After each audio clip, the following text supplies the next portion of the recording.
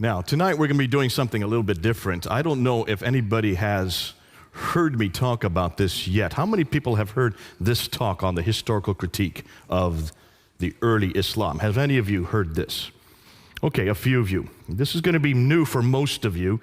It was new for me back in 1994, so I have been working with this material for over 100 years. Back in 1994, I was studying here at School of Oriental and African Studies. I thought I knew everything about Islam, and I was studying under the tutelage of Dr. Gerald Hotting. Dr. Gerald Hotting was head of department at that time in 1994 at SOAS. And he started introducing some new material that I'd never heard before, some new historical findings that were coming out that not only upset everything I had heard about Islam, but it upset the Muslims in the class as well. There are about 20 Muslims in the class of around 50. And within 2 weeks, all the Muslims had left except two. Many of them slamming the door as they left. They were so upset with what they were hearing. Now, some of that material I'm going to introduce tonight. You need to hear it. It's important. Because what I'm going to do tonight is what was done about really against our Bible, and legitimately so back in the 1800s, when people started asking the same questions about the Bible. Can we look and see whether or not these people called, well, Abraham, for instance, did he actually exist? Is there somebody, are there customs that we can look at? Are there things that actually place him in the 19th century or 1900 BC outside of the Bible that support what he said, what he did? The same thing with Moses, the same thing with David. Moses in 1400 BC, David in 1000 BC. And back in the 1800s, when these questions came up, the church wasn't ready for it. We had not really asked these questions, and shame on us for not doing so. And I think every religion that claims to be historical, as almost every religion does, every religion has historical characters that live in a place, doing certain events at a certain time. Names, dates, places, and events. Those are the four historical questions we should ask of every book, not just the Bible, the Upanishads, the Vedas, the Bhagavad Gita, the Book of Mormon, the Granth Sahib, all of these different books that are claimed to be religious books, and certainly of the Quran.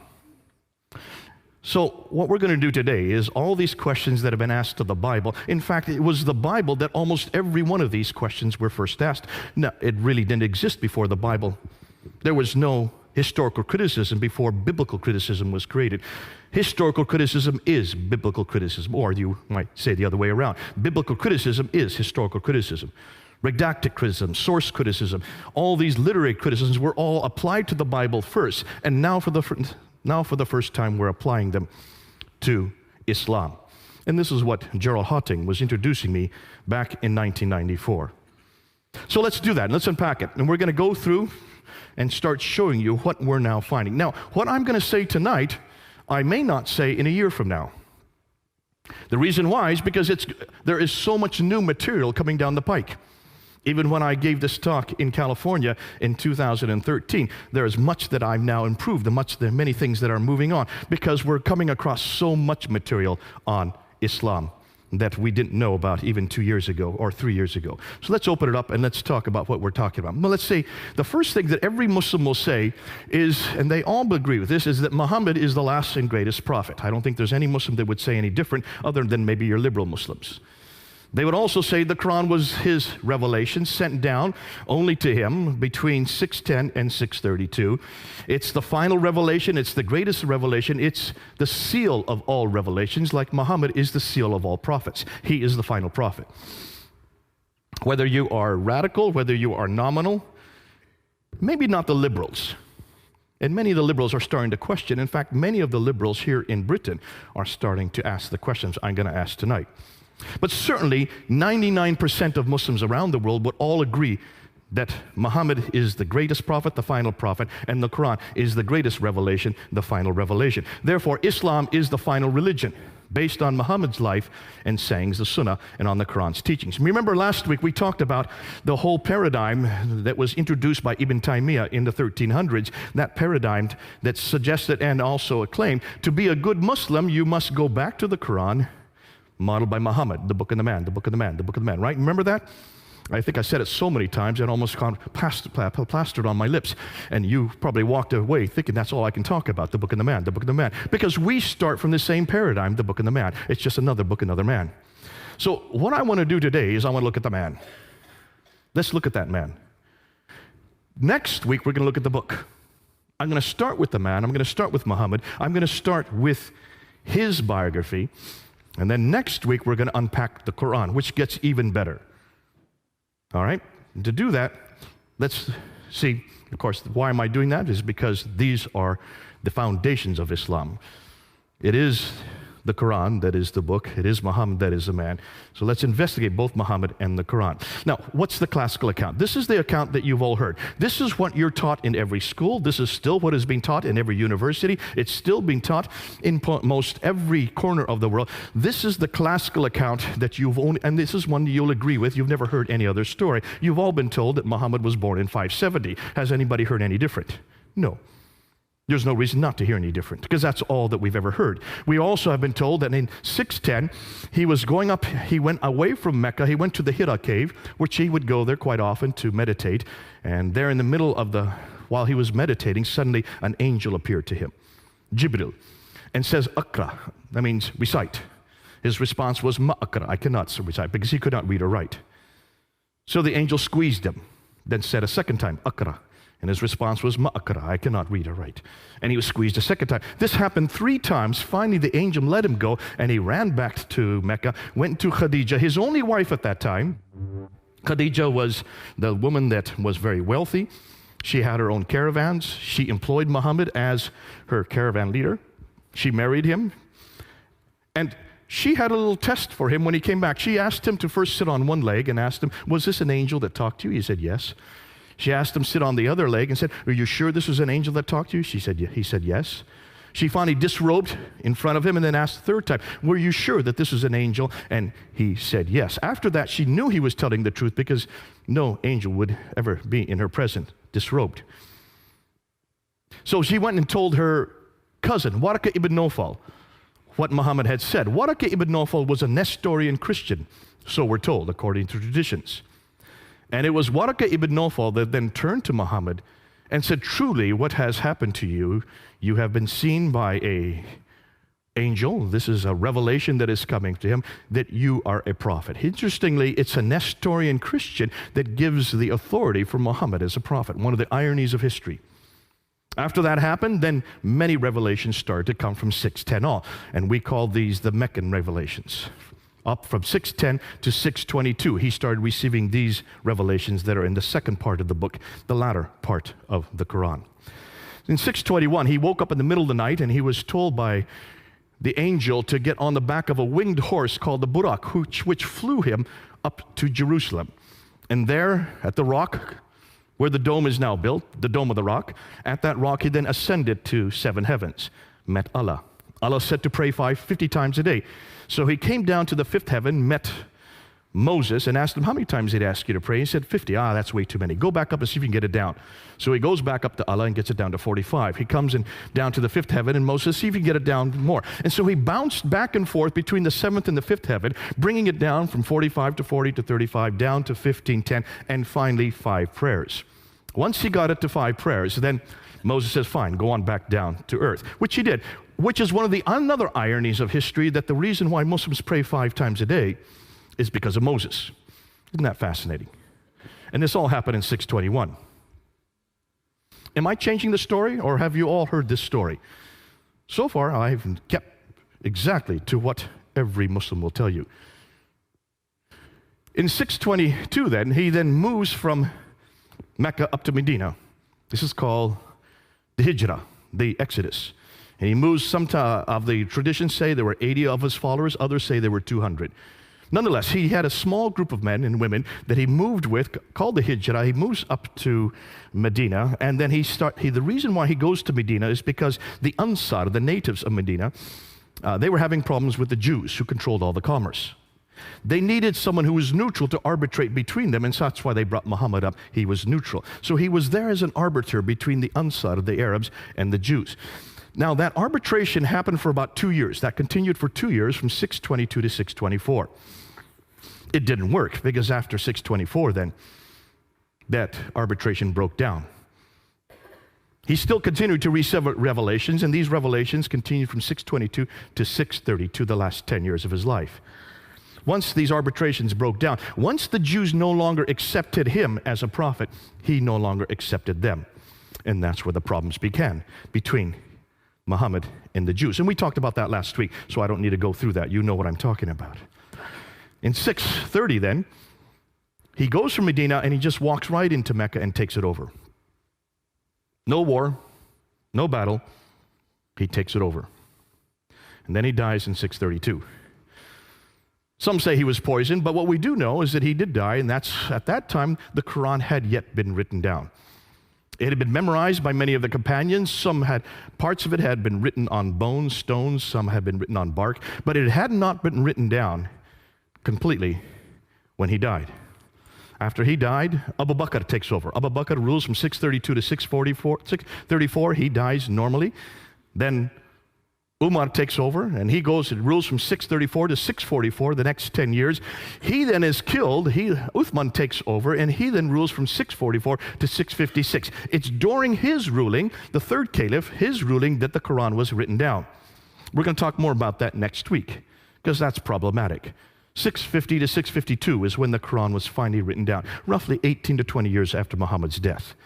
This is what the classical account says. This is what I've been taught. This is what you've been taught. This is the only story you're going to hear. And then Uthman is killed, and Ali, the adopted son of Muhammad, then takes over, and he is considered to be the legitimate heir because he is adopted by Muhammad. Muhammad didn't have any heirs. He had 2 sons, but they died in childbirth. He had 4 daughters, but they could not be his heirs. And that's why Ali had to be his heir. Ali then takes over, and then he is killed at the Battle of Siffin in 661. Now, that is the story you've all heard. Have any of you heard any other story? No, I don't hear and see any hands. For a very good reason. There is no other narrative. That's the only narrative we're given. There you can see now where this is all happening. It's all happening in this red area here, from the birth of Muhammad in 570 up until the death of Muhammad in 632. Everything that took place during Muhammad's life is in that red area. Now, when should that have been written down? You would like to think it was written down, everything I've just told you, should have been written down while Muhammad was still living, or immediately afterwards, right? You would like to think so. It would make sense, because we're not talking about a time when people could not read or write. People could read or write. Listen, the Bible had been written long before this. We have a copy of the New Testament right here in London from the 4th century. This is the 7th century. 300 years earlier, they had already written the Bible down, and certainly people could read or write in this part of the world. Why? Because take a look and see what they controlled. They now controlled the central part of Arabia. These people were merchants. They should have been able to read or write. Muhammad could not, but certainly Khadijah could, his wife. And he has a secretary named Zayd ibn Thabit. Zayd ibn Thabit is his secretary. What do secretaries do? They write, don't they? By definition, he should have been able to read or write. So you would have hoped that someone could have written down all the story that I'm just telling you about in this period, or immediately after here. When do you think this story that I've just told you was written down? It wasn't written in that period at all. It wasn't written in the 7th century at all. Not even the same century that Muhammad lived. In fact, it first gets written down by this man here, Ibn Ishaq, in 765. Muhammad died in 632. But we don't have any of his material. We're dependent on this man here, Ibn Hisham, to know about what Muhammad did. We have nothing before Ibn Hisham. And look at the date when he died, 833. 632, Muhammad dies. We have no biography of Muhammad until 833. That's 200 years later. Here you can just this is my own little timeline that I put in my own hand. So basically what we're saying is, everything we know about Muhammad, about what he did, doesn't get written down till over here, 200 years later. What about his sayings? Al-Bukhari is the one that first writes down his sayings. Al-Bukhari is given 600,000 akhbars, 600,000 of these sayings, and he's to throw out those that were fraudulent. So he whittles them down, right down to 7,397. From 600,000, he whittles them down to 7,397. That's just 2%. He throws out 98% and only retains 2%. And when was that done? In 833. That's 240 years later. How did Al-Bukhari know what to retain? How did Al-Bukhari know what to throw out? Did he know Muhammad? No, he didn't. He lived 240 years later. Did he live in that area? No, he didn't. He lived hundreds of miles away and hundreds of years later. So why did it take them 240 years to write down what Muhammad said? What about the tafsir, which would be the commentaries on the Quran, which is what Muslims must need in order to know how to interpret the Quran? You have many, many tafsir. You have Al-Tabari. In fact, Al-Tabari is the first to write down a tafsir. Take a look at his date. 923. That's the 10th century. 300 years later, because Muhammad died in 632. It takes him 300 years to write the first commentaries on the Quran down. And the histories, the Tahriq, which are all the histories of mankind leading up to Muhammad, they're first written down by Al-Tabari in 923. Again, the 10th century. Now, there are many that write after Al-Tabari. There's Baidawi, Zamakhshari, Suyuti. The names go on and on, but they all come after 923. Nothing before 923. So basically what we're saying is everything we know about Muhammad, everything we know about his life, everything we know about how the Quran was put together, everything we know about what he said that happened in this period here does not get written down till this period, 200 to 300 years later. Does that bother any of you? Please say yes. It should bother all of you. Why? Well, can you imagine if we were to apply the same criteria to Jesus? Now, when did Jesus die? We know he died in about 33 AD. Did people write down what he did? Yes, they did. Almost immediately, didn't they? You have Matthew, Mark, Luke, and John, who wrote down the biography of Jesus. That would be the Sirah of Jesus, the Siratu of Yesu, or Isa. So you have the biographies written down. We know that Matthew, Mark, and Luke were written by between 48 and 64 AD. So within 30 to 40 years, you already have 3 biographies of Jesus. John would have been written later. That's about 60 years later. But 2 of those biographers actually knew Jesus. John and Matthew lived with him for 3 years. They saw everything he did. They heard everything he said. So they wrote down what they saw, and they wrote down what they heard. We don't just have 1 biography, we have 4 biographies. 2 of them written by eyewitnesses, and the other 2 who got them from the eyewitnesses. 40 to 60 years after Christ's death. What about the tafsir of Jesus? That would be the commentaries. Well, the tafsir of Jesus would be the letters of Paul. He was the one that actually commented on what Jesus did. What Jesus did, he showed how to apply what Jesus did in Ephesus, in Philippi, in Corinth. Those are the commentaries on Jesus' life. And Paul was beginning to write down within 15 years of Jesus' death. Not 300 years, but within 15 years, Paul was writing down these tafsir of Jesus. Do you see the parallels? What about the Tahriq, the histories of the early church? The book of Acts, written by Luke. And we know the book of Acts had to be written between 52 and 62 AD. Jesus died in 33 AD. So within 20 to 30 years, you have the Acts of the Apostles written. Which means everything we know about Jesus is written down within 15 to 60 years while the eyewitnesses were still living. John was still living. He was the last to write something down. Whereas everything we know about Muhammad is written 200 to 300 years after the fact. Ooh my, look at the differences.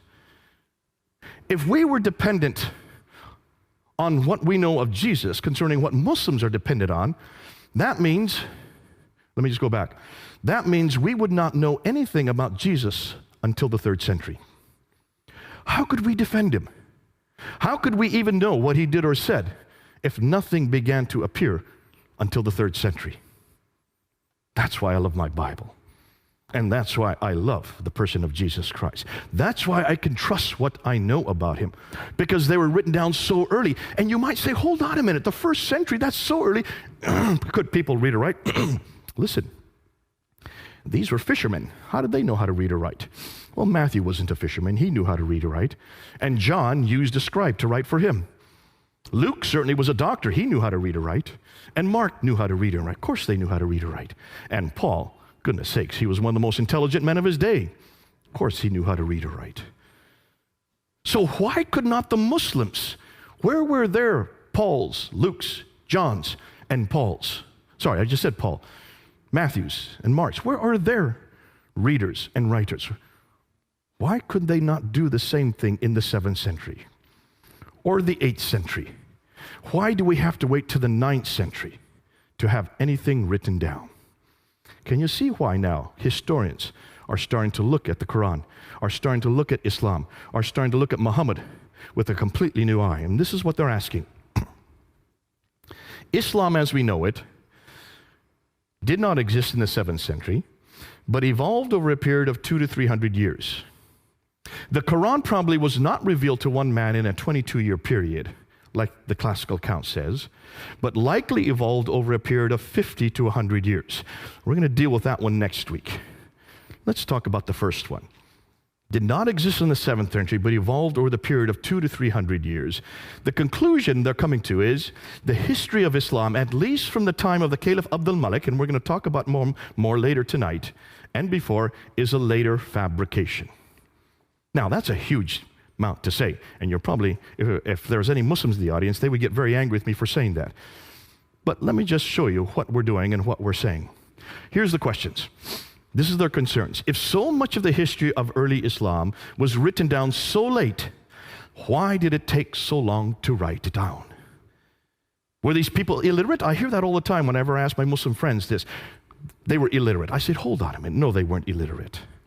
By 642, within 10 years of Muhammad's death, Basra, Baghdad, Damascus, Jerusalem, and Cairo were controlled by Islam, or at least by Arabs. Those are huge cities. These had lots of libraries. They could read and write for hundreds of years, thousands of years in these cities. Please don't say no one knew how to read and write in those cities. By 685, by the time Abdul Malik comes to power, all of North Africa, all the way from Spain in the west, in the other direction, all the way to India in the east, that whole swath of land was under their control. Are you telling me that from Spain to India, nobody could read or write? Not one person? No, of course they could read or write. In fact, they tell me, we're going to find out next week, that the Quran was written down by Zayd ibn Thabit in 632 to 634. Within 2 years of Muhammad's death, the Quran was first written down by a man named Zayd ibn Thabit, who was the scribe of Muhammad, the secretary of Muhammad. His whole job was to read and write. So where did the 9th century biographers get their material from? And since we don't have anything before the 9th century, can we trust it? Since it's so late. Shouldn't we go back to the period these events took place? Shouldn't we go back to the 7th century and see what we find? And that's, as a historian, is what we need to do. Let's go back and see what we can find in the 7th century. And that's what now a whole slew of historians have begun to do, especially here in Britain. This is coming out of Europe more so than America. And this is why I heard nothing about this when I was in America. I only started hearing this in 1994. And that's why we've been working with this now for the last 20 years. And the people I'm going to go to are these scholars. Dr. John Wansborough, head of department at School of Oriental and African Studies here in the University of London.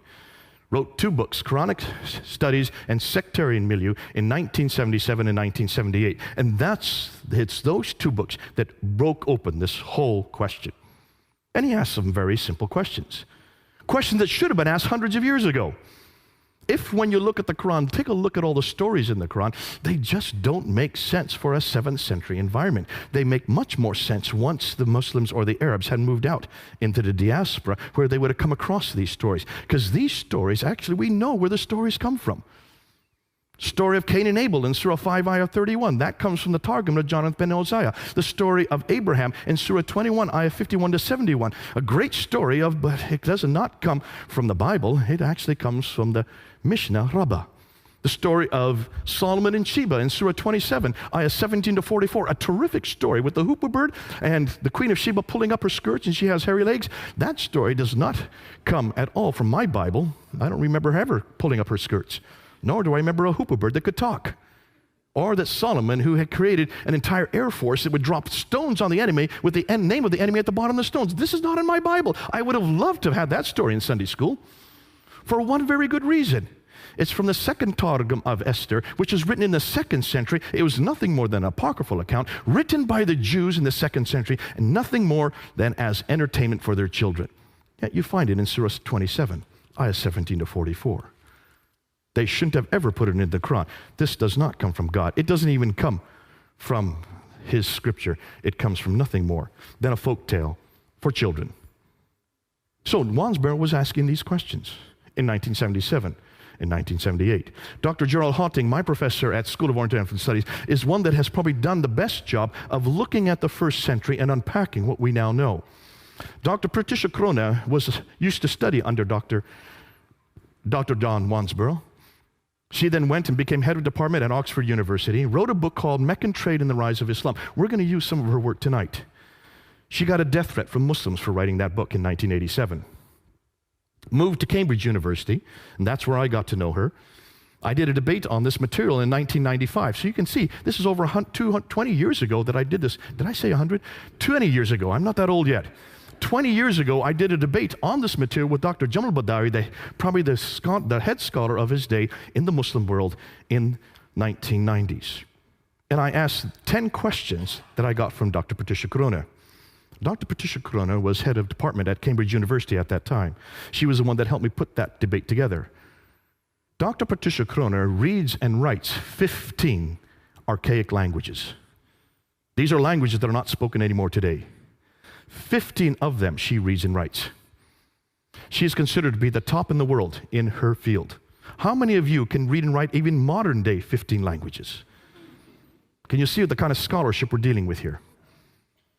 She finally left and went to Princeton University, was head of a department at Princeton University before she died just a few months ago. But it is her material that blew this all open, as you're going to see later on in our talk today. Dr. Andrew Rippin was University of Calgary, was probably the best one that took all this material and brought it down to layman's terminology so the rest of us could understand it. Dr. Robert Hoyland, head of department when I knew him at Oxford University, does the best job of taking all the extra Quranic and extra Arabic material and puts it together and says, what kind of people are we talking about? What kind of places are we talking about in the 7th century? He reads and writes 18 languages. These are linguists. These are the top scholars in the world who have now geared their material on the Quran. Dr. Yehuda Neva, head of department at Jerusalem University, who has done the best work at looking at all the inscriptions from that part of the world and transcribing them and showing us that we've got a real problem when we look at the earliest Arab inscriptions. I'll be using some of his material later on. And then the German school. The Germans have been way ahead of everybody else when it comes to the manuscript evidence. And I'll be dealing with them more next week. Dr. Gerd Lulling, Dr. Hans Lulling, sorry. Dr. Gerd Pwin, Dr. von Bothmer, and Dr. Oleg. They're the ones who actually looked at the earliest manuscripts, which we'll talk about next week. But these are scholars, top scholars in the world, who are now using their expertise, asking the same questions that had been asked about the Bible. Dr. Gerald Hotting, the first day of class, he said, I've spent 20 years confronting the Bible. 20 years using redacted criticism, using source criticism, using historical criticism, using literary criticism against the Bible. I finally gave up after 20 years. But since I had all these different criticisms, since I had all this scholarship under my belt, I just started taking the same material and applying it to the Quran and to the early emergence of the Quran. And that's why 20 Muslims had to leave his class, because of what he was telling us and what he was saying. So, 2 new books have come out and 1 documentary here in Britain that you need to know about that you can get. One of them is In the Shadow of the Sword. How many of you know about this book? In the Shadow of the Sword, written by Dr. Tom Holland. Now, Dr. Tom Holland is not a historian. He got his doctorate in English literature. But he's a great storyteller. And he has written all kinds of historical books. In fact, almost every one of his books have been bestsellers. He came out with this book in 2012 after spending 6 years of studying the emergence of Islam, because he'd written Rubicon, he'd written Persian Fire, he had written, what was the one on the Byzantine world? Anybody know the third one that he's written? Rubicon, Persian Fire, and I can't remember the third one. But those are all the books, those are all the histories leading up to Islam. So he is the best place to write the next chapter. How did Islam begin? And he went to all these different scholars, Krohn, Hotting, Hoyland, went to Pwin, and many of the German scholars, and he just asked them for their material. Then he took the material and put it into a book that we could read. That book came out in 2012, asking the historical questions that should have been asked by Muslims throughout the centuries. Looked at the sources, the Islamic sources, and pointed to Quranic incongruities. Then he did a documentary called Islam: The Untold Story. Have any of you seen that documentary? Did you see it when it first came out? It didn't come out except once. It was only shown once on Channel 4 on August 28, 2012 at 9 p.m. It was not permitted to be shown a second time. Channel 4 would not show it a second time because of all the furore from the Muslims here in Britain. You can still go up online. You can get it on YouTube. I have it on my computer if anybody wants it. It's only 90 minutes long. And what he did, he took much of the material from In the Shadow of the Sword and put it together into a 90-minute broadcast. But he did not come to conclusions. He was very careful not to come to conclusions. And he did not touch the Quran. He did not want to touch the Quran. You'll see why next week. And then probably the best material that's come out is by this man, Dr. Dan Gibson, who wrote Quranic Geography. You can get it online. He's now putting it together into a movie. Quranic Geography came out, I think it was in 2011. And what he did is he started to look and see how Islam actually began. Dan Gibson is an archaeologist. His father is an archaeologist. His grandfather was an archaeologist. He lived amongst the Bedouins there in the Middle East for 20 years, learned their language, and then tried to go around trying to find out where all the geographical locations in the Quran were there in the Middle East. We're going to talk about him a little later because some of his material is absolutely earth-shattering. This is what they're finding. I'm just going to introduce this to you, and then we're going to come back to it. What they found is this. The first Arab inscription referencing Muhammad is not till 691. Muhammad died in 632. Isn't that interesting? There's no Arab reference to Muhammad earlier than 691. That's 60 years after he died. The first reference to Muslim, the word Muslim, is not till the 690s. So what did these people who were destroying and taking over Basra, Baghdad, Damascus, Jerusalem, and Cairo, what did they call themselves? Well, they called themselves Saracen, which is the Arab name for these people. They call themselves Hagarin because they are in the line of Hagar. They call themselves Ishmaelite because they were aligned through Hagar down to Ishmael, so therefore they would be in that line. They call themselves Maghreb because they come from the Maghreb, and they call themselves Muhajirun. These are the names they call themselves, those 5 names. The Muhajirun means people of the Hijr, people of the Exodus, people who are nomadic. The first reference to the word Islam is not till 691 on the Dome of the Rock, there in Jerusalem. And the first reference to the city of Mecca is not till 741. Muhammad died in 632. As you know, as I already said, the first biography of Muhammad is not till 833. Now let's unpack this and let's see what we're talking about. And let's start with Dan Gibson's material. Now Dan Gibson, when he was looking at the Quran, and you can do the same thing, he wanted to find out where the geographical locations were in the Quran. And he noticed there were 65 geographical locations. 9 places are named over and over again. And the names that come up over and over again are these people from Ad. 23 times it talks about this prophet who has contact and has a relationship with these people from Ad.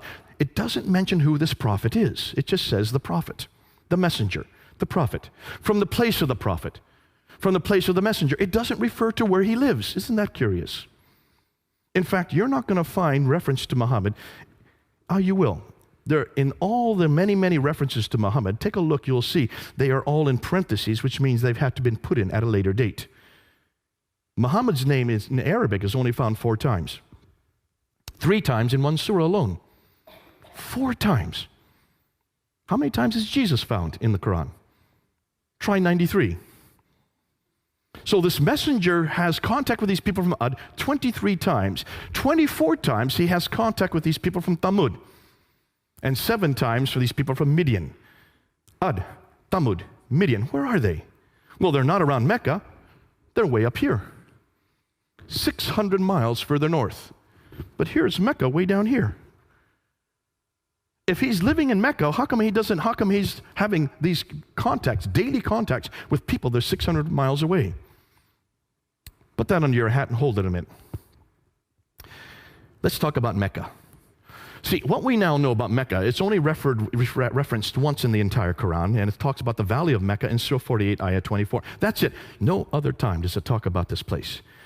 Well, what do we know about Mecca? Well, we know that there's also reference to Bakka. We don't know if that is Mecca. We know that if you look at the traditions and you add them with the Quranic material, we do know right there that it's in a valley. We know that there's a parallel valley where the Mecca is. We know that it has a stream going through it, that it has a pillar of salt outside of it, because when this prophet goes past in the morning, he passes the pillar of salt. That's the wife of Lot. And when he comes in the evening, he passes that same pillar of salt. More than that, we know that there are fields, clay, grass trees, loam, and olive trees. That's curious. And that there are mountains overlooking the Kaaba. Now take a look at every one of these references. None of these fit Mecca. Mecca is not in a valley. There is no parallel valley. There is no stream going through it. It only has one well, the Zamzam well. It could not have accommodated any caravans. It does not have tree, fields, clay, glass, or any suggestion of any olive trees, because olive trees only exist in the Mediterranean, 600 miles further north. There are no olive trees at all in the Arab Peninsula. So, all of these geographical references make no sense for Mecca. Now, according to Islam, Mecca is probably the oldest city in the world, because according to Surah 7, Ayah 24, when Adam and Eve, when they were up in the Garden of Eden, which is up in space, when they were thrown out of that garden, they were thrown down to earth. According to the traditions, it was Mecca that they were thrown down to. So it would be the earliest sanctuary for all of mankind. We also know in Surah 21 that Abraham is in Mecca. He is there, and he goes into the Kaaba, and he destroys the idols. That's in Surah 21. So in 1900 BC, Mecca should have existed if Abraham's there, right? We also know from all the traditions that Mecca was the center of trade, north, south, east, and west. That's why it became rich.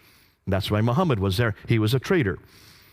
So it's the mother of all settlements, according to Surah 692, Surah 42, Ayah 5. Adam and Eve came from there. Abraham came from there. Muhammad was born there. And it's also where the Qibla, the direction of prayer, every mosque should be facing Mecca. Correct? From 624 on, it should be the case, because we do know, according to Surah 2, Ayah 145 to 149, that Muhammad, when he moved to Medina in 622, he redirected the Qibla back up to Jerusalem so that it could accommodate the Jews. After 624, the Jews would not accept him as a prophet, so suddenly he gets a new revelation in Surah 2 to redirect the Qibla back down to Mecca. So from 624 on, every mosque should be facing Mecca, right? You getting that? Because there were no mosques before 624. He hadn't yet left Medina and Mecca. Yet we can only find one reference to Mecca in the Quran. That's in Surah 48, Ayah 24. Now, take a look at this Byzantine map of the trade route from the 7th century. What's missing? Can you find Mecca? This is a copy of a Byzantine map from the 7th century. Mecca isn't there. This is where Mecca should be, right here. It's not on the map. Here's a map of trade routes from the 7th century. These are Arab trade routes. These are not Byzantine trade routes. These are Arab trade routes. Where's Mecca? It's right where that question mark should be. When we look at the earliest maps, we can't find Mecca on any of the maps. This is the map that Patricia Corona looked at, and this is the one that got her curious. She was shown this map. This is a map that's not from the 7th century. It's a map that was made today in the 20th century, redacted back to the 7th century to show you what the place looked like. And when she looked at this map, she noticed that all the trade would have come from here in India and China further away. They couldn't go that way because of the Hindu Kush and the Himalayas. So all the trade used to come across the Arabian Sea over here into the Persian Gulf and used to go that direction up to the Mediterranean world. Are you following me there? The problem is that the Sassanids who were here were warring against the Byzantines who were there. So they were warring back and forth for 200 years from the 5th, 6th, and 7th century. So that shut down the trade from going up the Persian Gulf. They had to redirect the trade from India across the Arabian Sea down to here in Aden. And that's where they took off all the trade. They took it off the boat there, and they went 1,250 miles, following that green line all the way up to Gaza in the north. That's a pretty good theory. That's called the trade route theory. Montgomery Watt was the one that came up with that theory. The Muslims love it, and they've grabbed onto it, and they're still using it today. Dr. Patricia Crone looked at this map. She says, hold on a minute, you've got a problem there. Let's see if any of you can find that problem. My 10-year-old son found it within 2 minutes. I'm not going to give you 2 minutes. Can any of you see a problem with that theory right there by looking at that map? No? No one's going to try? Should I give you a hint? Water. That's a pretty big hint. Go ahead, sir.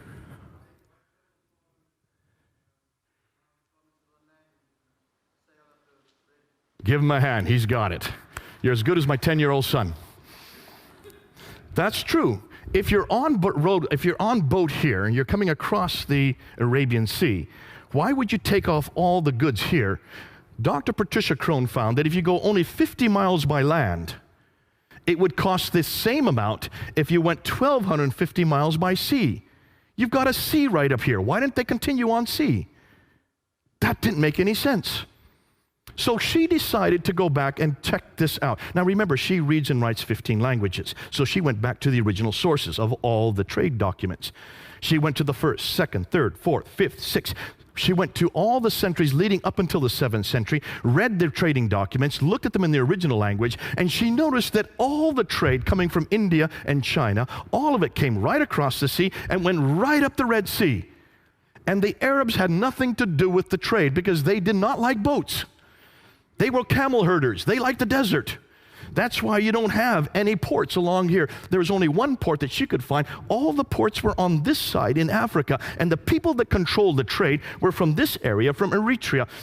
It was Agulus. The name Agulus comes up over and over in all the documents. The trading documents that she found over here had Eritrean names or Ethiopian names, African names. They were the traders, which makes a lot of sense once you look at the map.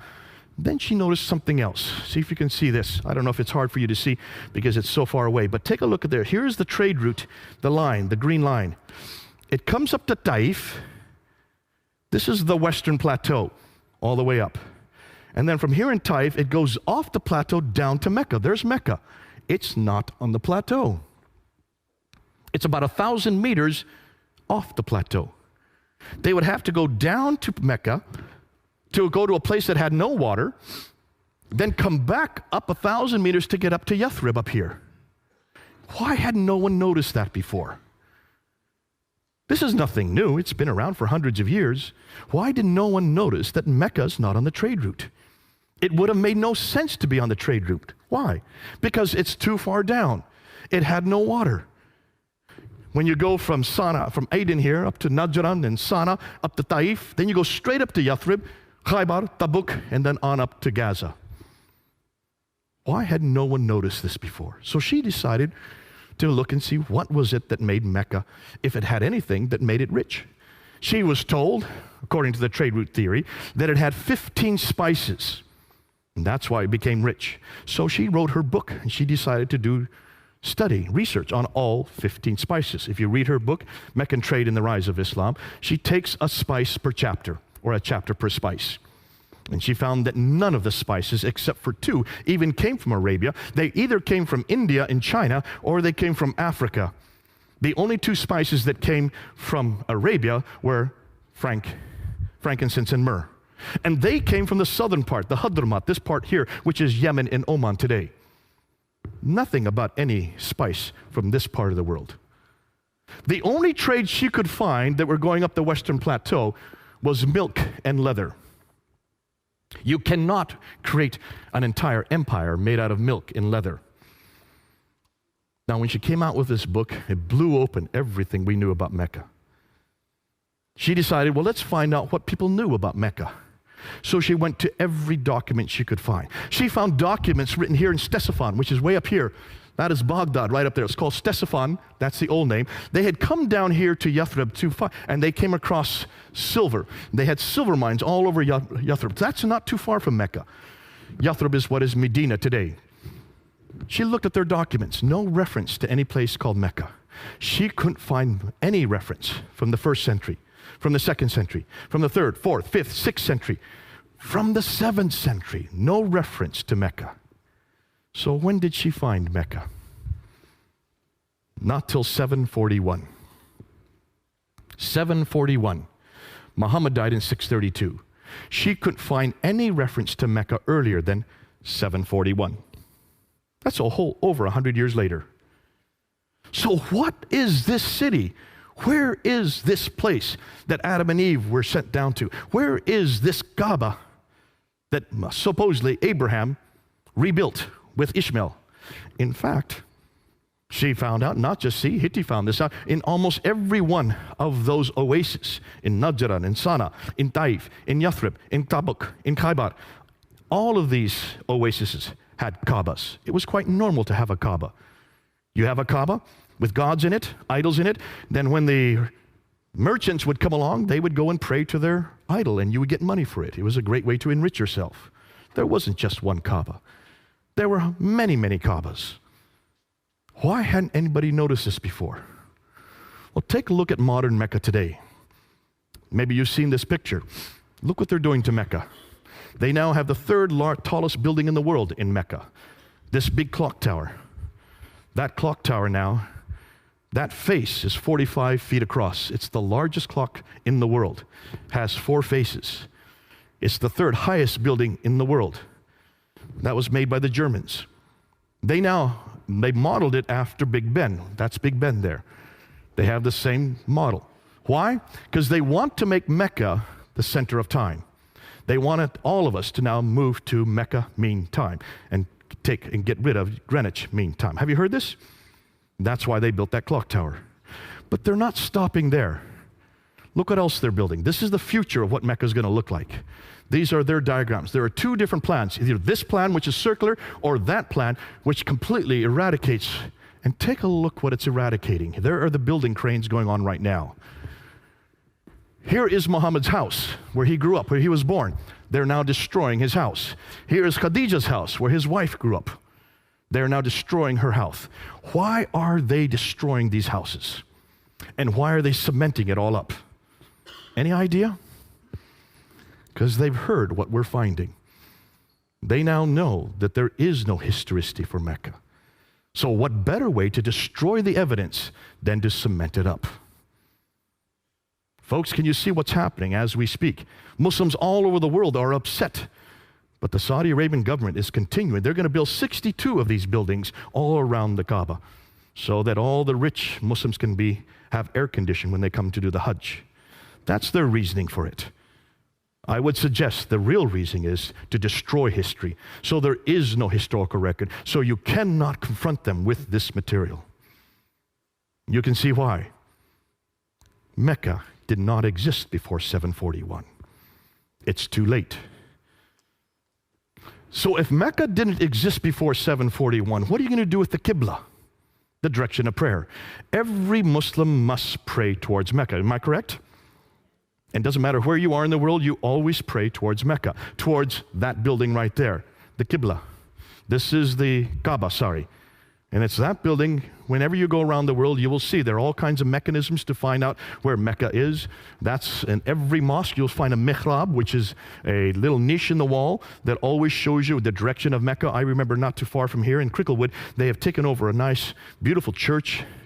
a brownstone church, and they invited me to come in. They threw out all the stained glass window and replaced it with plexiglass. And then the imam wanted to show me, see, we've taken all the pews out and put down rugs. And now, Mr. Smith, now we have the Qibla going in this direction. He says, now we have corrected the church. It is now facing Mecca. They put a mihrab there in the wall over at the side. They wanted that for my own benefit, to show me that. When you go around, when I was in Malaysia, in my hotel room, in every hotel room, they had the Qibla in every hotel room. You can now use these objects to find the Qibla. You even have an app on our phones now to find where the Qibla is. Doesn't matter when you are, where you are in the world, you can always know where Mecca is.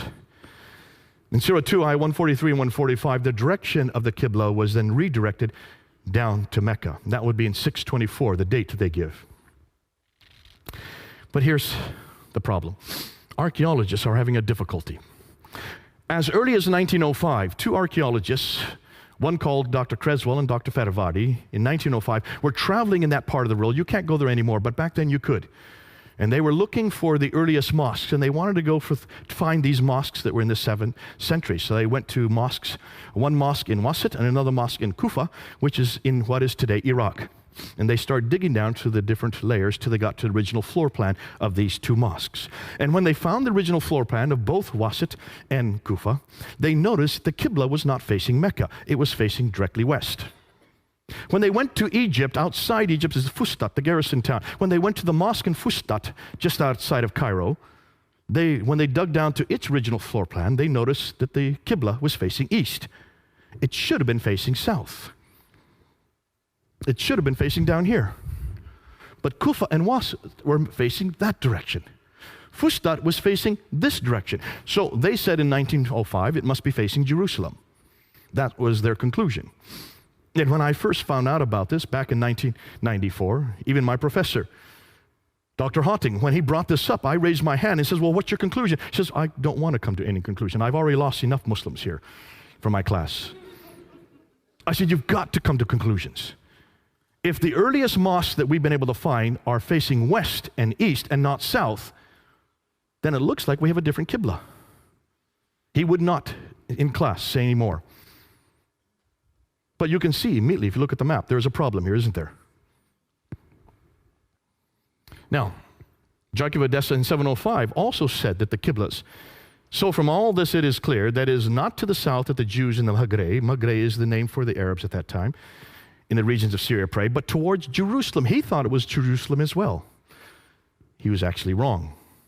Dr. Dan Gibson decided to pick up this argument. He had read about it. He'd heard about the debate I had had on it. He also knew about that this was a problem. He saw also that there was a problem. So he decided to do something that no one else had done. He decided to look at all the earliest mosques, but you can't go to the earliest mosques today and see where the Qibla is because they are all facing Mecca. Every mosque is facing Mecca, anywhere in the world.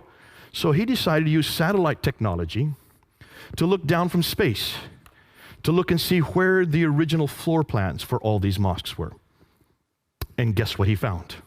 I wanted to mention the three books that Tom Holland had written. It's Rubicon, it's Persian Fire, and Millennium. That's the one I had forgotten. Millennium. So those three are all bestsellers, and those are the ones that gave him the platform to then go on and do In the Shadow of the Sword, because they all talk about the Roman world, the Byzantine world, and the Persian world, all of which ceased to exist in the 7th century. What took over? Islam took over, so he was the best qualified. Let's go back now to Dan Gibson, and let's talk about what he found. Remember, he goes and he wants to find out where all of these mosques were facing, using satellite technology, looking down on each of the mosques. This is what he found. When he looked at the great mosque in Guangzhou in China in 630, it's facing Petra, not Mecca. When he looked at the great Humayma Mosque, southwestern Jordan, the Qibla is facing Petra. It should be facing Mecca. The older mosque that was rebuilt then, he noticed there, the floor plan, finally was. The newer mosque, sorry. The great mosque at Baalbek in Lebanon, it's facing Petra. It should be facing Mecca. When he went to the great mosque of Sana'a in Yemen, the capital city of Yemen, right at the very bottom of the peninsula, built in 705. Now look at the date. All the Qiblas were supposed to be canonized in 624. So every mosque after 624 should be facing Mecca. But here's one built in 705, and it's facing Petra, not Mecca. This is an interesting one. This is in Jerusalem. Now you have the Dome of the Rock right here. That's the beautiful Dome of the Rock. Here you have the Al-Aqsa Mosque here. The Dome of the Rock is built in 691. The Al-Aqsa Mosque is built in 709. Look at the entire citadel, including both the Dome of the Rock and the Al-Aqsa, are all facing Petra. 691, 709. The entire citadel is facing Petra, the third most holy shrine in Islam. The Damascus Mosque, built in 709, it's facing Petra. It should be facing Mecca. The Anjar Mosque in Lebanon, look at the date, 714. It's facing Petra. It should be facing Mecca. The Mosque of Umar in Basra, now we're in Syria, 720. We're almost 100 years later. If the Qibla had its canonization in 624. This is 720. Almost 100 years later, it's still facing Petra, not Mecca. It's not till 727 that they finally found a mosque in Pakistan, Banbor in Pakistan, facing Mecca instead of Petra. This is over 100 years later. But then in 728, here you find a Qibla in the Qasr al-Khayr al-Sharqi in Syria. It's not facing Petra or Mecca. Looks like they're a little confused on this one. Now here's what's interesting. Take a look at this mosque from Amman in Jordan. This is the older mosque built in 700. It's facing Petra. They then rebuilt another mosque behind it and above it in 740. It now is facing Mecca the right way. So what happened between 700 and 740? That's the question we need to ask. The Mushata Mosque in Amman, now we're in 743. It's back to Petra again. This is 120 years later. The Rabat, now when we get to North Africa, they don't seem to know where to face. Because in Tunisia, here's a fortress in Susa, Tunisia, in 770, it's not facing Petra or Mecca, it's facing directly south. They're a little confused in North Africa. The same way in Spain. Take a look at Spain. There's Petra, there's Mecca, it's facing quickly south. Obviously, there's something that we need to find out about North Africa and Spain as to why they're completely miscued. The great mosque in Karaoun in Tunisia in 870. Now we're into the 9th century. See, these are much later mosques. In the 9th century, there seems to be some type of confusion here because they're not facing Petra or Mecca. It's facing straight south again, much like you found in other North Africa. But take a look at these were up until 725, excuse me. Up until 725, every Qibla was facing Petra. And what's interesting is they were all uniformly facing Petra. I've heard Muslims try to say, well, they didn't know their direction at that time. Listen, these were camel herders. They went through the deserts. There were no roads in the deserts. And even the paths they used to take would be covered over by a sandstorm. So how did they know where to go? They used the stars. They were brilliant at knowing direction. Otherwise, they would have died. You can't tell me they did not know where Petra was or where Mecca was. The fact that they're all facing Petra until 725 shows me. So from 622 to 725, every mosque he looked at was uniformly 100% facing Petra. Between 725 and 822, there seems to be a confusion. There seems to be something going on. We don't know what it is yet. But there was still backwards and forwards, especially in North Africa. They didn't know where to go. So 12% of the mosques were facing Petra. 50% started now to face Mecca. 38 were parallel or in other directions. And it isn't till 822 that every mosque begins to face Mecca. That's 200 years later. It takes them 200 years to get every mosque facing Mecca. Now we should ask, why is it that no one's known that before? That to me is hugely troubling. So why Petra? Well, take a look where Petra is. Remember that Arab trade route? I showed you where Petra, it's in the center of all the trade. See, Mecca's not even on the trade route map for one very good reason. There was no trade that went through Mecca. But Petra is on the center of every route. What is Petra known for? How many people have been to Petra? Has anybody been there? Okay, one man, two. What do you notice about Petra? It has tombs and temples. It was a center of the Nabatean kingdom. The Nabateans, we know about the Nabateans. They existed from the 2nd century BC. They existed, in fact, it's the Nabatean kingdom that we get the name Allah. Allah is a Nabatean god. The black stone that's in the Kaaba comes from Petra. What's more, Arabic, the language Arabic comes from Nabatean script. They are the precursors to the Arabs. And yet all of their mosques and all of their temples all around the world were facing Petra up until 725. Let's take a look at Petra even closer. Look at Petra. It's in a valley. It has a parallel valley. It has a stream going right through it.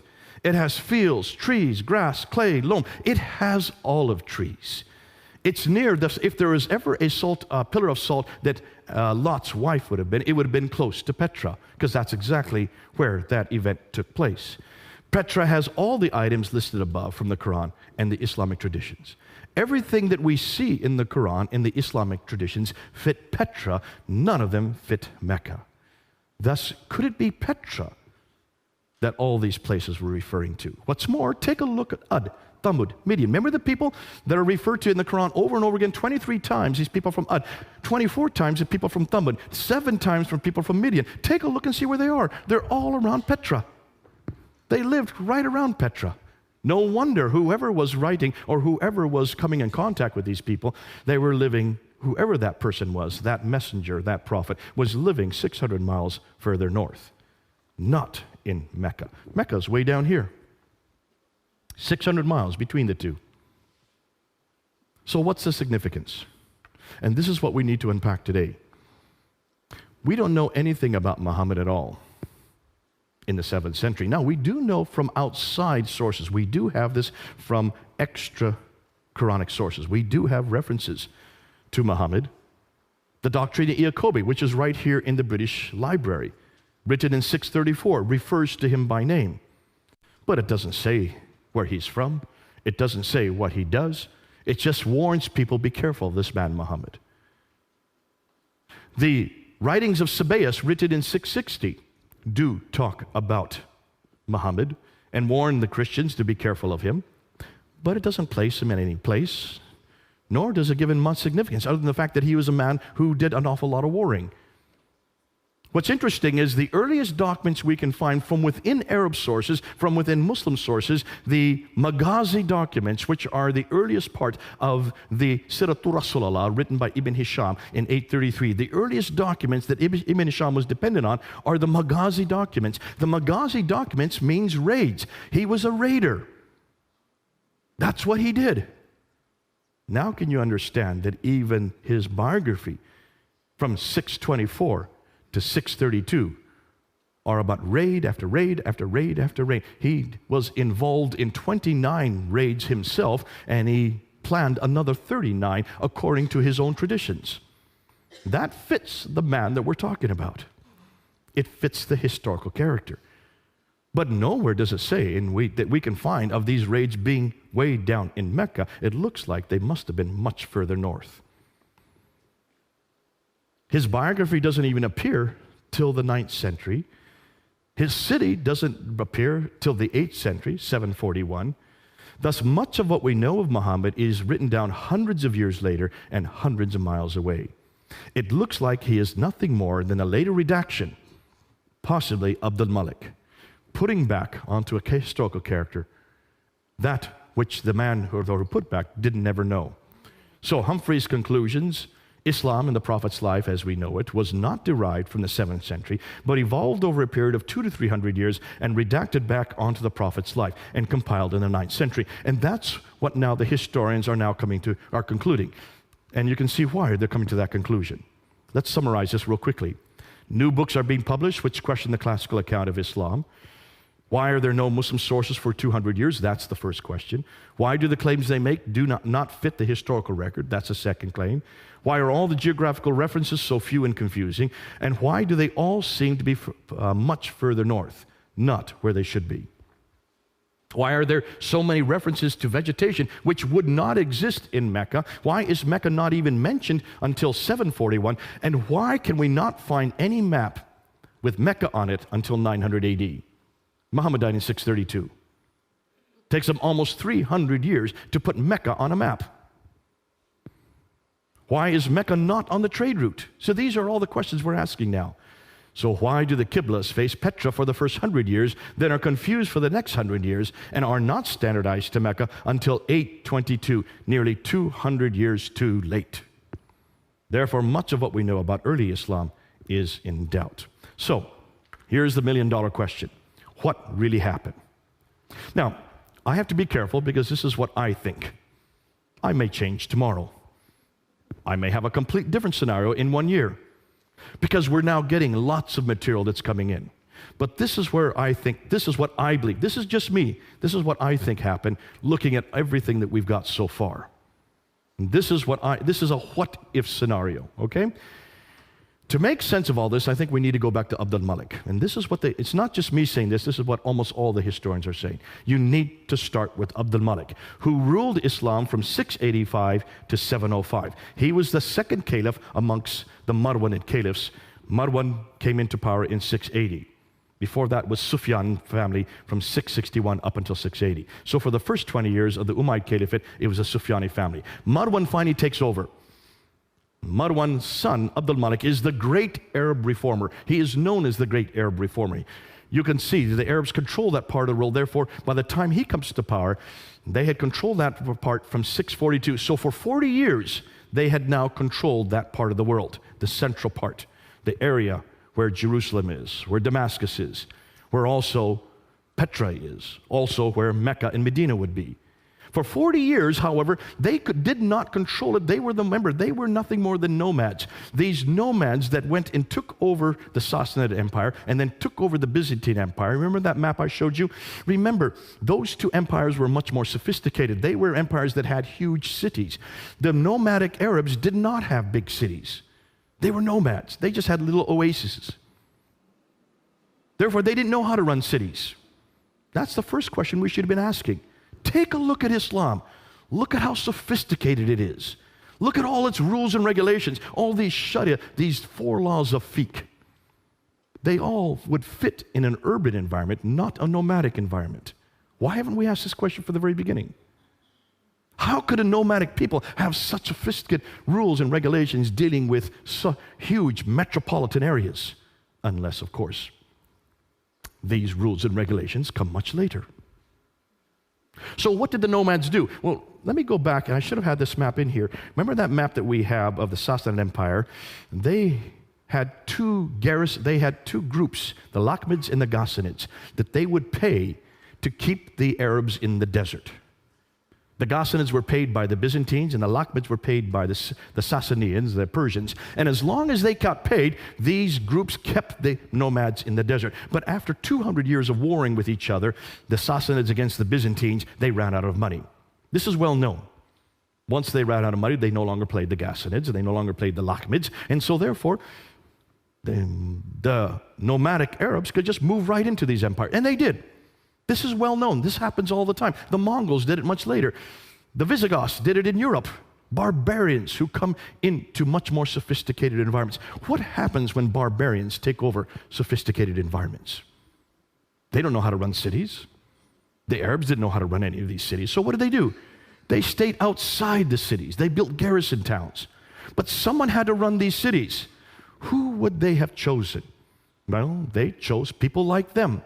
People who also came from Abraham, but not through Ishmael, through Isaac. Cousins, Jews and Christians, who did know how to live in cities. And they were also very literate, and they were also very academic. And that's why they used the Jews and Christians to run the cities for them, because they were cousins of Abraham. People of the book, Al-Kitab. What's more, these people, because they were so close to them, then took on a status called Maoli or Moali. This is well known, that they took on like an indentured status. They could not actually be Muslims unless they converted, but there was no such idea of Muslim at this time. There was no name of people called Muslim. There was no religion called Islam. We don't have those references until 690. So for 40 years, these Arabs were dependent on the Jews and Christians to run everything for them. Now, what happens after 40 years? You can see the problem. By the time Abd al-Malik comes to power, he realizes that there is no Arab identity. He needed an Arab identity. You want to create your own identity. It's very clear that the Arabs did not have a prophet. It's very clear that the Arabs did not have a book like the Jews and Christians had. They had a whole line of prophets. They had whole slews of books, 66 books. Nothing in the line of Ishmael. But you're the ones that now control the world. You control all these Jews and Christians. So we know, and this is well known, that Abd al-Malik is known as the great Arab reformer. He's the one that introduces Arabic as the international language. He is the one that introduces this Arab identity. This is well known. We can see that because when you look at Abd al-Malik, take a look at the coins, and they're right here in the British Museum. Look at the coins. So the coins that the Byzantines had were the emperor with two retainers on either side, and then they would have an orb with the Byzantine cross. On the back side is the Byzantine cross. When the Arabs took over, they had to keep the same coinage so they could still continue having commerce with all the people in that type of the world. But what they did is they took off the Byzantine emperor and they put the caliph here. So this is the caliph with two retainers. No longer is there an orb with a cross. You notice.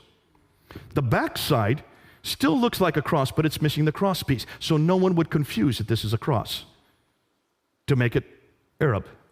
All right? But how can you have images of caliphs on the back of coins? Are Muslims allowed to have images anywhere? This is anathema. So how can these coins, which continue, these are the coins that are introduced by the Umayyads, the first Muslims, supposedly, right? Coins, every caliph had their image on their coin. Until you get to Abd al-Malik. Abd al-Malik first introduces himself with an image. But then he takes it off, and he introduces these coins in 691. In 691, he introduces coins with only Arab script. He takes off the image and introduces an Arab script. And take a look what's on that coin. For the first time, you see the Shahada. That's the first time we see the Shahada. I lie. It's the second time we see the Shahada. The first time we see the Shahada is on the Dome of the Rock. Who builds the Dome of the Rock? I've got a bad cold, by the way, and a fever, so I'm trying to fight my fever simultaneously with this water. Who is the one that builds the Dome of the Rock? It's Abd al-Malik. The Dome of the Rock is considered to be the third most holy shrine in all of Islam, right? Am I correct on that? Ask any Muslim why the Dome of the Rock is built, and they will tell you, well, that's where Muhammad went to the seven heavens. Remember I said that earlier tonight, right? That's the story that happens in 621. It's called the Miraj, and it's to commemorate that event, which means that building should have some reference to that occasion, right? Take a look at the Dome of the Rock. Look where it's situated. See, Abd al-Malik does not live in Jerusalem. He does not live in Medina. He lives in Damascus. Why in the world does he not live in Mecca? If that's the seat of the world, if that's where God is. Why doesn't he have his capital in Mecca? Or at least in Medina? He's way up in Damascus, about 1,000 miles further north. But then he comes to Jerusalem in 691 and builds this large building, the Dome of the Rock. Take a look where it is. Here is the Church of the Sepulchre, which is the center of Christianity at that time. The Dome of the Rock is built on the other valley, across the valley from it, and higher up. He builds it higher up so it has ascendancy. It's bigger than the Church of the Sepulchre. It's the biggest building of its kind. Basically, what he's doing is, we are now the rulers. We are now greater than you Christians. We now have the biggest building of our time in 691. And then what does he do on the inner ambulatories? This is the only part of the building. So he uses Byzantine architecture to build the building, much larger than and more prominent than any other Christian building, in the holiest city for Jews and Christians.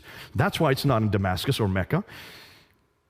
But it's supposed to refer to the Miraj. But take a look at the inscriptions. Now, remember, just to remind you, the Dome of the Rock has been destroyed and rebuilt 11 times. All right, so the dome that we're looking at today is not the original dome. The only original part of the dome that still exists today are these two inner ambulatories in the middle, in the center. These two colonnades right here, that and that. Those are the only part of the dome that is from the original building, all right? So you need to look at the inscriptions on those inner ambulatories. And when you look at those inscriptions, take a look at them and you will see there's nothing at all about the Miraj. There's nothing at all about Muhammad going up to the 7 heavens, coming back down 2 heavens, meeting Moses and going back and forth between Allah and Moses, or 50 prayers.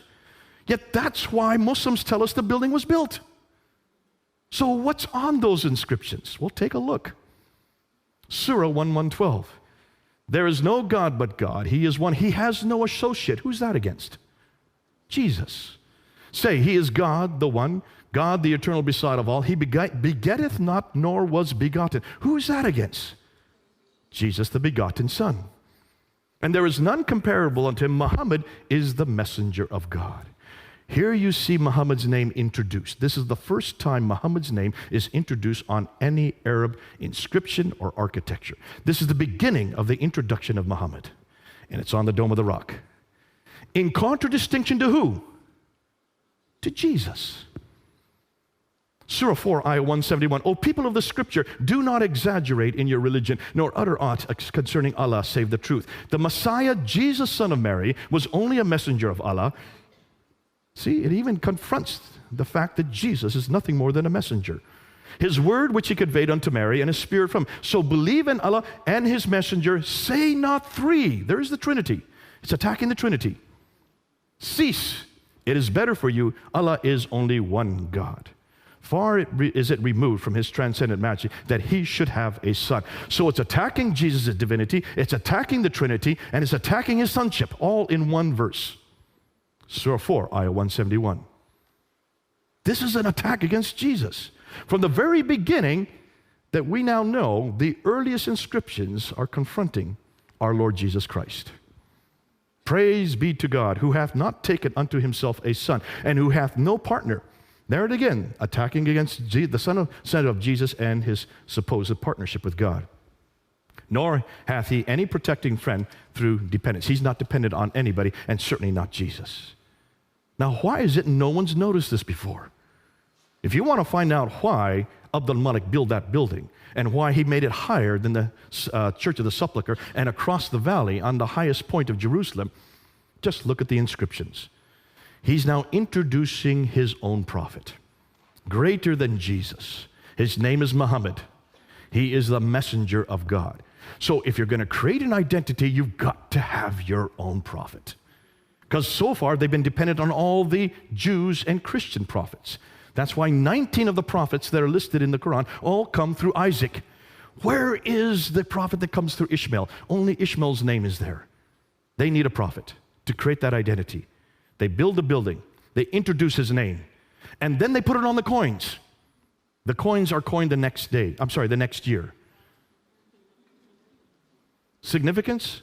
He is the one that introduces this identity, beginning with the Dome of the Rock in 691. It's larger than any other non-Arab structure. It's facing the Arab sanctuary, Petra. It incorporates inscriptions against Byzantine Christianity. It introduces their faith. This is the first time we see the name Islam on the Dome of the Rock. It introduces their people. This is the first time we see reference to Muslims. And it introduces their prophet. This is the first time we see a reference to Muhammad. Isn't that interesting? But this is 60 years after Muhammad died. 60 years later, these three are introduced on the Dome of the Rock. More than that, the Caliphal protocols. Remember I told you about Yehuda Nevo. Yehuda Nevo has probably done the best work. He's from the University of Jerusalem, head of department there, and he went all around trying to find inscriptions, the earliest inscriptions from the 7th century. And he came across the Caliphal protocols. So these are the protocols, these are the official documents written by the caliphs from the Sufyani period all the way up into the Marwanid period. And he noticed that every one of these official documents always began with the Bismillah. But it's not the Bismillah we know today. Bismillah, Al-Rahman, Al-Rahim is not there. It's a completely different Bismillah. What's more, it doesn't talk about Muhammad. There's no reference in any of these Caliphal protocols about people called Muslims, about a religion called Islam, about a prophet named Muhammad, or about a book called the Quran.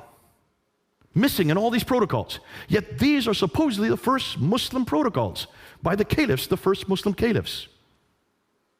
This continues right up until Abdul Malik.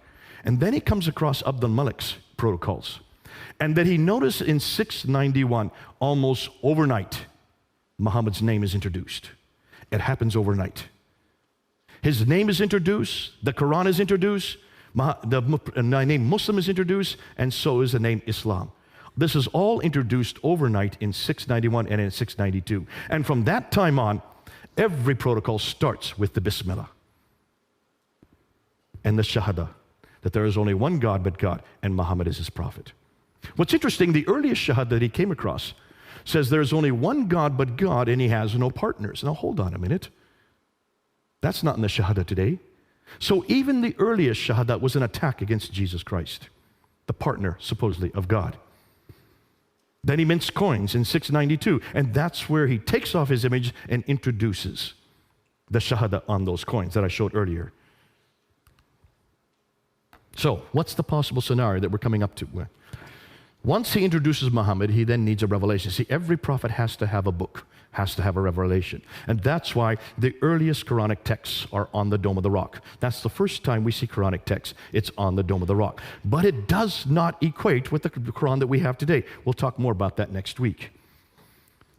The earliest Quranic manuscripts begin to appear during his reign and his son Al-Walid. You don't know what I'm talking about. You'll have to wait till next week. We're going to show you the dates of the earliest manuscripts next week. None of them are complete, nor do they parallel today's Quran completely.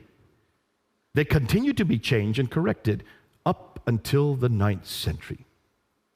Now, this is all new to you. You have to come back next week and we'll show you what we're talking about. The sanctuary Petra is then destroyed in an earthquake in 713. What happens whenever a sanctuary is destroyed?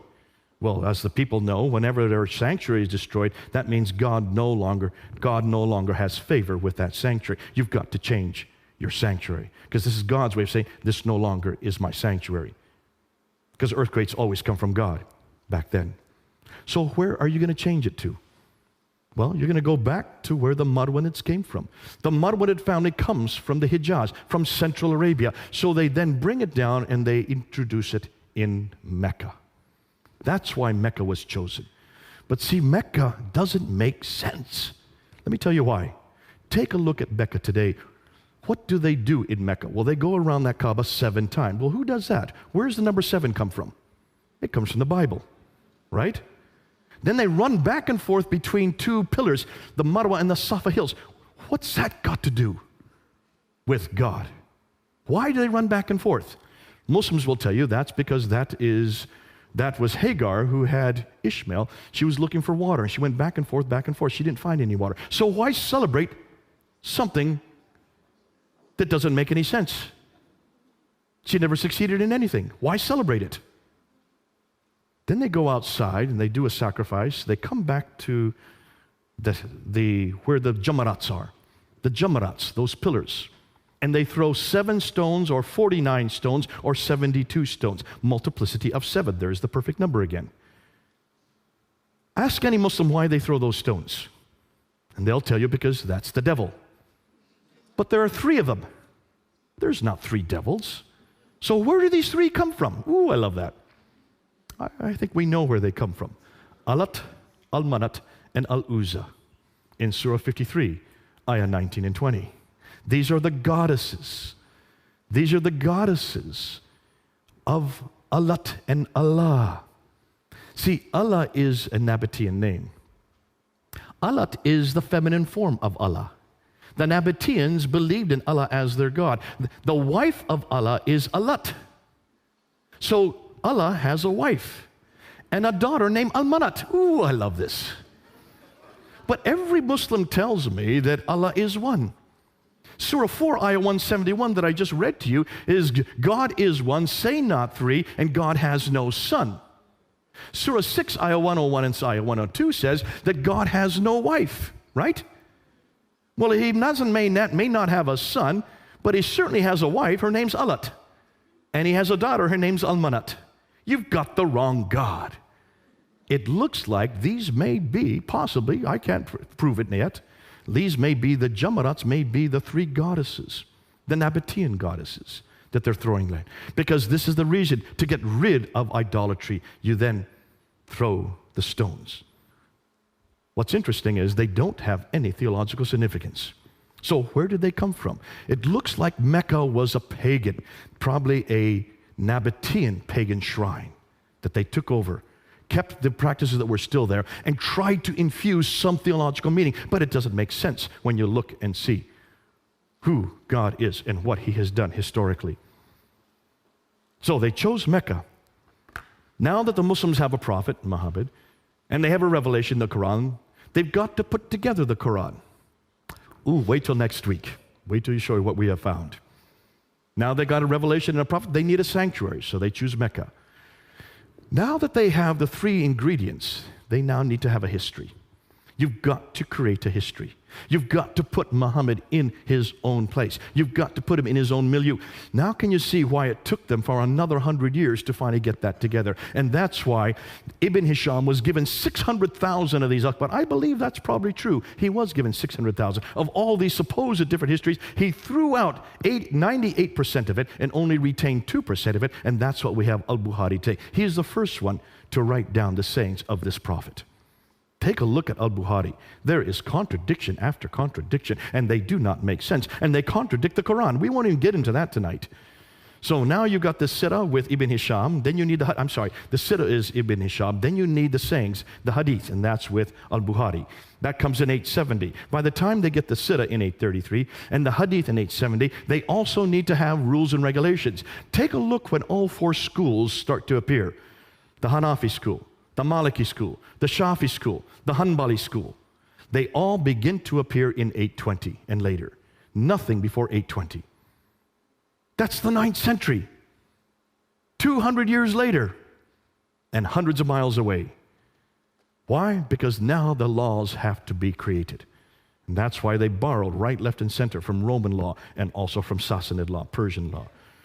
And then once you get that, then you've got to make sense of the Quran. By that time, the Quran is formed, but it is full of contradictions. Just take a look at the Quran, borrowing from many different sources. If you borrow, you've got to make sense of it. That's why the tafsir had to be created. And the tafsir do not start to begin to appear until the 10th century, 300 years later. By the 9th century, they now have the book, the man, the place, and the story. All four. But that's 200 to 300 years too late. And a new religion is formed and growing. Yet this did not happen a mere 22 years, but evolved, it looks like, between 200 to 300 years. Now can you see why the historians are coming to their conclusions? That's what we've just now found. New books are being published which question the classical account of Islam's beginning, asking questions such as, why are there no Muslim sources for 200 years? In a time and place that they should have had sources. There's no way to say, there's no reason for them not to have these sources. Remember, they owned these major cities, Basra, Baghdad, Damascus, Jerusalem, and Cairo. And except for Jerusalem, they still control those cities. And everything they wrote on was on parchment because they were rulers. They were not poor and oppressed like the Christians. The Christians did not have access to parchment in the 1st century. They were poor. They could only use papyrus. Papyrus disintegrates within 100 years. Every one of these scripts were written on parchment during the Islamic caliphal period because the caliphs ruled all the world. They had plenty of money to make these documents. Why are the geographical references so few and confusing? Why do they all seem to be much further north? Why are there so many references to vegetation which wouldn't exist in Mecca? Why is Mecca not even mentioned until 741, nor included on any map until 900? Why is Mecca not even on the international trade route? Why do all the Qiblas face Petra for the first 100 years, then are confused the next 100, and aren't standardized to Mecca until 822, 200 years too late? What is Abdul Malik's role in all of this? Does a nascent Islam really begin with him? And I would suggest it all begins with Abdul Malik. We're going to prove that next week, and you'll see why. So, what about Muhammad? Since much of what we know about early Islam is now in doubt, since much of the Quran is also in doubt, we'll see that next week, since nothing is known of Muhammad until the late 7th century, or Mecca until the 8th century, or his history until the 9th century, hundreds of years later and hundreds of miles away, can we conclude that Islam is nothing more than a later redaction possibly begun by Abdul Malik, then continued on by his descendants Al-Walid and others, proving Muhammad had nothing to do with the Quran. So who is he, and what is his purpose? They've got the wrong man at the wrong place, doing the wrong thing at the wrong time. What about Jesus?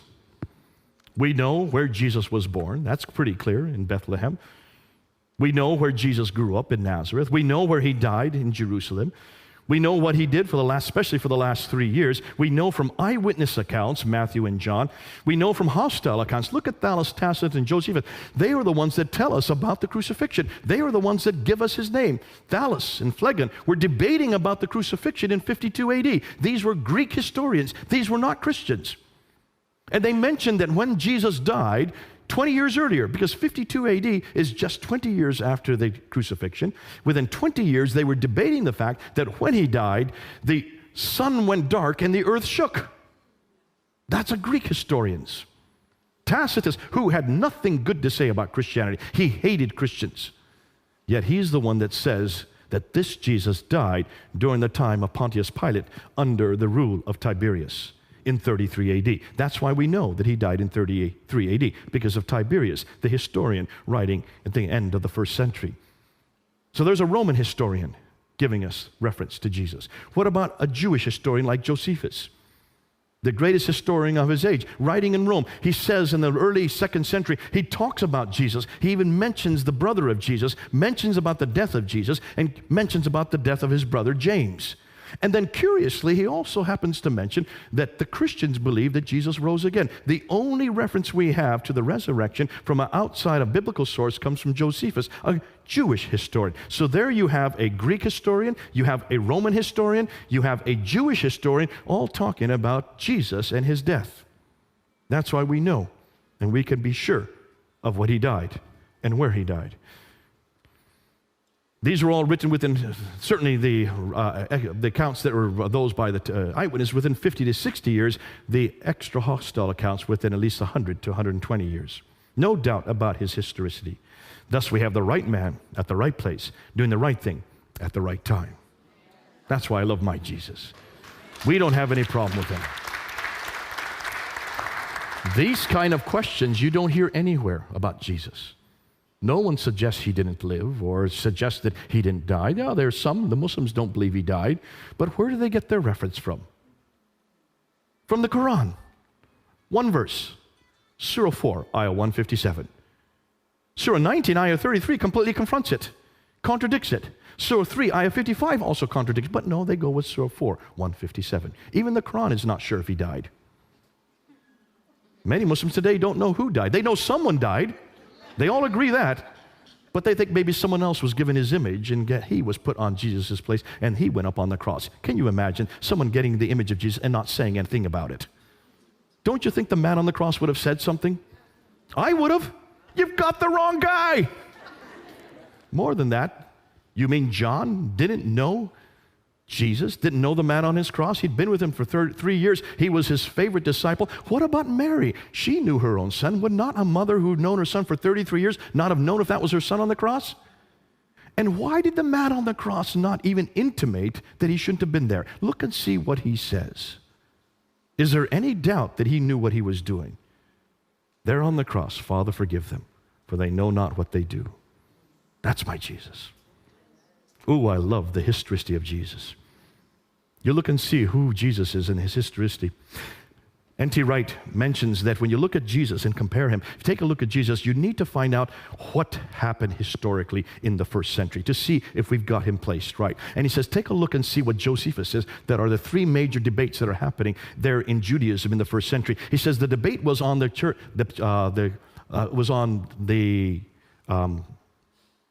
kingdom of God, that the kingdom of God was going to be the Davidic kingdom, that they were going to bring back that kingdom of God. That was the debate as to what the kingdom would look like. The laws of God was the second debate that happened right through there in the first century. And then thirdly, the temple itself. Those are the 3 things that the Jews were debating because they wanted to bring back that kingdom. They wanted to bring back those laws, and they wanted to bring back the temple from Solomon's time. Now, these debates would have made no sense after 70 AD because 70 AD, Jerusalem was destroyed. And the Jews were all thrown out of Jerusalem. There would be no kingdom left anymore. There certainly with the laws would make no sense anymore, and the temple would have been destroyed. Take a look at Jesus in the New Testament. Does he talk about the kingdom of God? Yes, he does. All the time he talks about the kingdom of God. It's no longer a place, it's a relationship where there are 2 or 3 gathered in my name. He redefines the kingdom as a relationship with him. No longer a place over there, it's with me. Does he talk about the laws of God? Look at Matthew 5. For I have not come to destroy the law, he says, but to fulfill it. And then he gives 6 different applications to what he means there in Matthew 5. That's my Jesus. Does he not talk about the temple? Absolutely. You destroy the temple, and in 3 days I will rise it again. We've got the right man saying the right thing at the right time in the right place. That's why I love the historical account. When you look and see whether we've got the historical record for Jesus, it all fits to a P. What about the Quran? What does it do with Isa? Does the Quran ever say that Isa talks about the kingdom of God? Not once. Does he talk about the laws of God? Not once. Does he talk about the temple? Not once. Strike 3, you're out, as we say in baseball. Folks, you've got the wrong man at the wrong place. Even with Jesus, historically, he makes no sense. And he spends his whole time in the Quran talking about how he's not divine and showing how great Muhammad was. That's his mission? That's why when you come back and compare Jesus with Muhammad, take a look at the problem they have with Muhammad. And this is going to change even by next year. But can you see what a great man we've got? What a great history he has. So what do we do from here? Well, the historians have set the stage, we move it on. The questions they ask, we now research and expand. We must confront Islam's historical foundation. We must challenge Muhammad and the Quran. We must demand the same of our Bible and Jesus Christ. We must bring both into the public sphere and then let people come to their own conclusions. Why? Because similar historical questions have already been asked of Christianity, and every one of them has been answered. We need to bring our friends home, folks. Not to Muhammad, but back to Jesus. Not to the Quran, but back to the Bible. Not to Islam, but back to Christianity. Do you all agree?